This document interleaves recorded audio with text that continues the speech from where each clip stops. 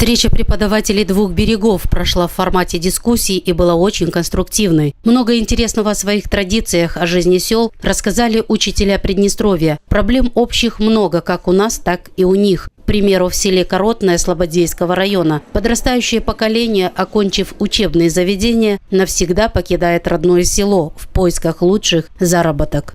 Наше село не такое уж большое, население около 3,5 тысяч человек, но в последнее время так складывается ситуация, что многие уезжают за рубеж, Россия в частности, и людей становится все меньше и меньше.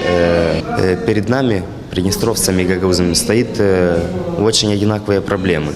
И при таких встречах многое может проясниться и найти пути решения. Учительница сельской школы села Паркан Слободейского района гордится тем, что в селе, где живут в основном болгары, сохранились народные традиции. В этом селе болгарские переселенцы обосновались еще с 1805 года. В основном это были беженцы-болгары, притесняемые турками. За прошедшие 2 столетия этнические болгары сумели сохранить культуру и традиции.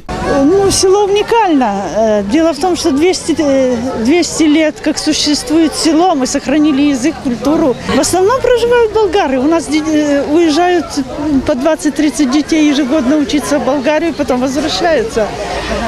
Уникально тем, что мы сохранили язык. И сейчас дети дома говорят на болгарском, а обучаются на русском, но изучают и болгарский язык.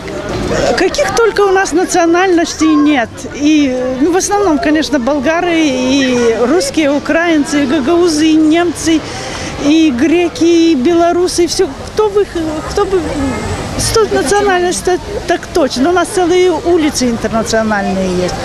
Никаких нюансов нет.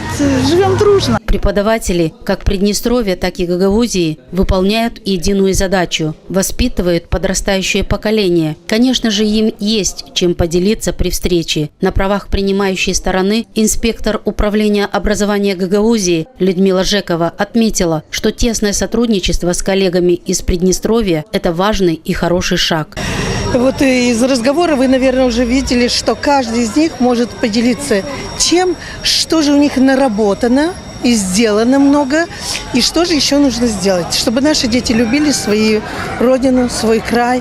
И, наверное, самое основное – это родной дом, который необходим и своих родителей. Понимали своих предков, понимали свою Гагаузию, понимали Приднестровье, чтобы было такое тесное сотрудничество. Участники встречи двух берегов отмечали, что никаких границ и не должно быть между нашими народами. Мы должны жить дружно, и неважно, какой мы национальности. Важно, чтобы мир был на земле и взаимопонимание, говорили выступающие.